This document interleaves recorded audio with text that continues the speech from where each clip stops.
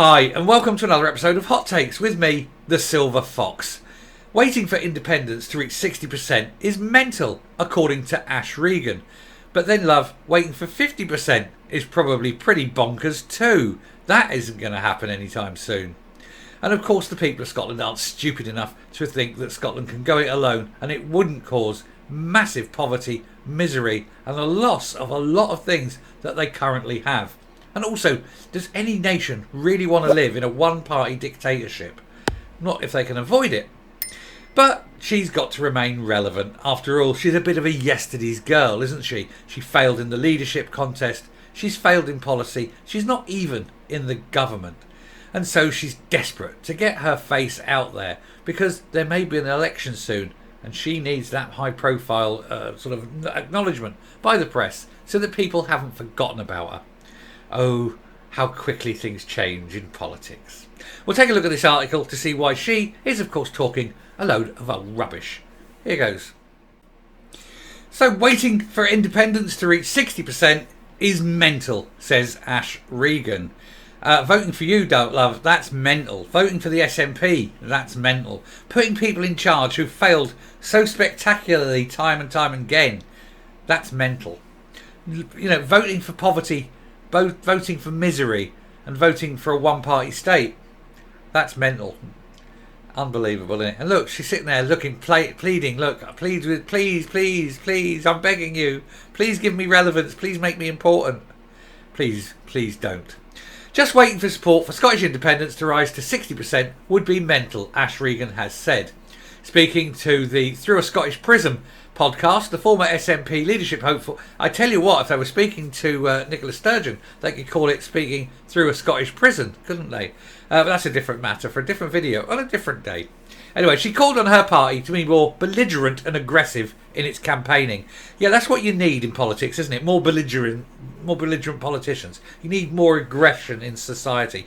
You've got a political system now that is so tribal, so anti-hate filled, so cliquey, and you want more of that. And that is why the SNP is dangerous. There's no consensus, there's no agreement, there's no friendliness. It's all, us and them, every aspect. We can't agree to your good idea because it isn't our good idea. That sort of thing. And that is why Scotland is in a bad parlour state at the moment, because of people like that and that kind of talk, belligerence and aggression.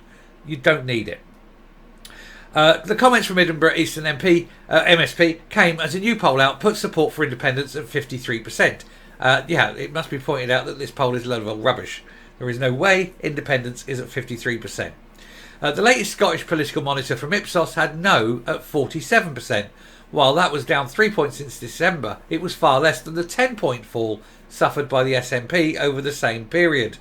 The pollster found that Humza Yousaf's party would take 41% of the vote at the next Westminster election, down from 51% in December. That doesn't mean, of course, they get 41% of the seats. Far from it. Scottish Labour has increased its support and is in second place with 29% of the vote, and the Tories a distant third on 17%. Last weekend, the SNP announced it would hold a members-only convention because it needs to safeguard that secrecy in Dundee on June the 24th, which was chosen specifically because it was the same as the All Under One Banner march and convention, because they cannot make the two meet. They do not want to be associated with those. They said it would be solely focused on how Scotland is able to hold a legally binding independence referendum. Well, it's quite easy. You wait and then you ask. You were told it was once in a generation. You've only got another 10 years to go and you'll undoubtedly get one, and lose that as well. During the leadership campaign, Miss Regan stood on a platform of using every election as a de facto referendum. And if independence parties won a majority of the vote, that would be taken as a mandate to start negotiations for secession with London.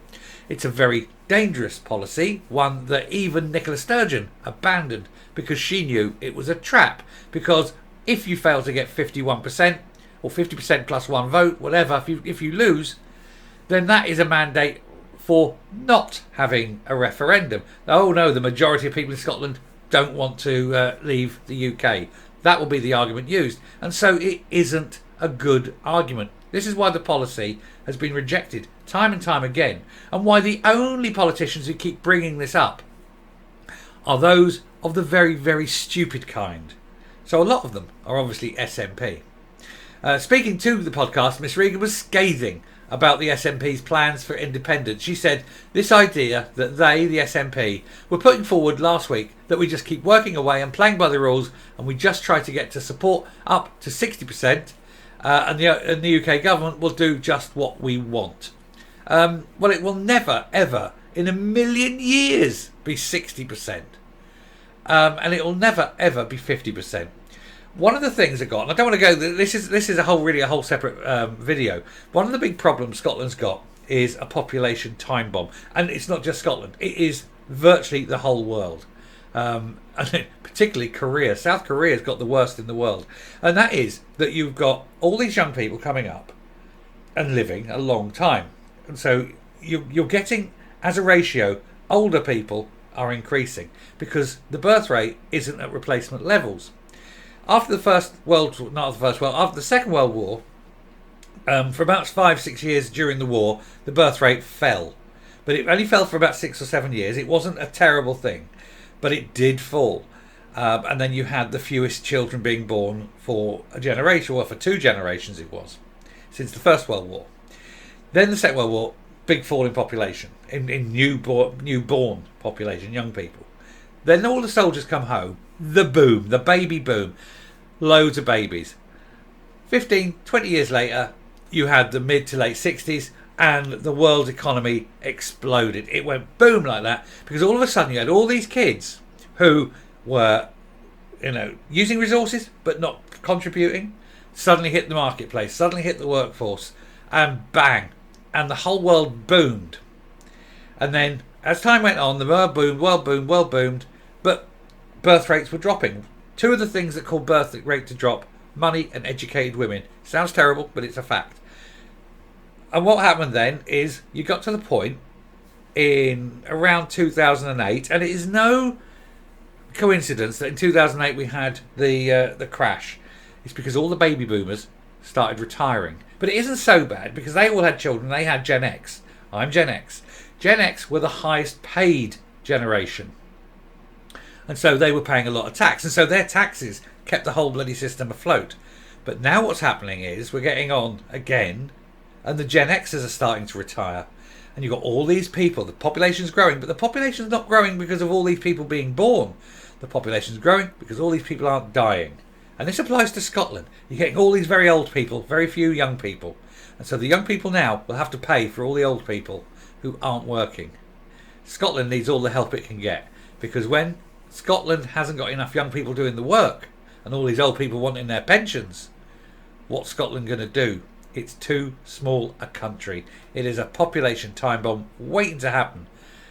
England, on the other hand, still has the same problems. It's still got the population time bomb. But what England's got is mass immigration. Scotland doesn't have the same levels of immigration as England. And so Scotland literally cannot go independent. I'm going off track on this. I shouldn't have gone on with this, but it is absolutely true. If you've got any kind of interest in what's happening with this population time bomb, go look it up. There is a million YouTubes about it. It is absolutely startling what is going to happen. But particularly look at South Korea, because South Korea in about 10 years' time is finished. It's done. It is going to crash. It is ridiculous. Anyway, moving back to this.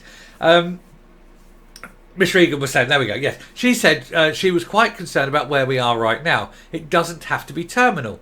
Yes, it does. You cannot have independence. And the people of Scotland don't want it anyway. So she keeps on, and this is the ones, it's just coming to the end here, but they keep on about, we need to push, independence, make everything an independence vote, make every vote an independence vote, make every vote a referendum, make this, push for independence. Constantly pushing for independence. But of course, this is why she failed, because she fails to see 2 basic flaws in her argument. One, even if you were given a referendum, you wouldn't win it. And in the 1,000,000 to 1 chance you won it, you'd bankrupt the country almost overnight. And the people of Scotland would be banging on the gates going, please can we come back into the United Kingdom?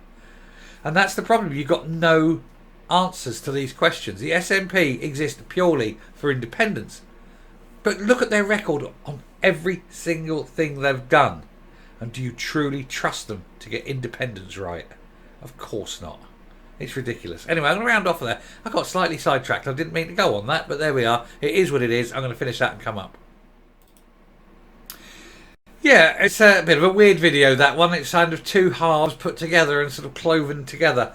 But yeah, I mean, certainly from the population time bomb, Scotland's got a massive problem, far, far bigger than England. And it doesn't seem to have a plan of how to address it. But then that requires foresight, doesn't it? And you ain't going to get that with the SNP. They're too busy, blinkered on one subject. That's why the NHS there is falling apart. That's why transport is so bad. It's why, social care is awful. Every single thing, because they don't look at anything other than independence. And for Ash Regan to say, oh, we need to do this, and then she calls up that failed policy of treat every vote as a referendum. Well, it means you're going to lose the referendum time and time and time again because you're just very, very stupid people. Stop voting for the SNP. You're voting for morons. You wonder why Scotland's falling apart. It's an idiocracy. Anyway, I shall stop there. Thank you very much for listening.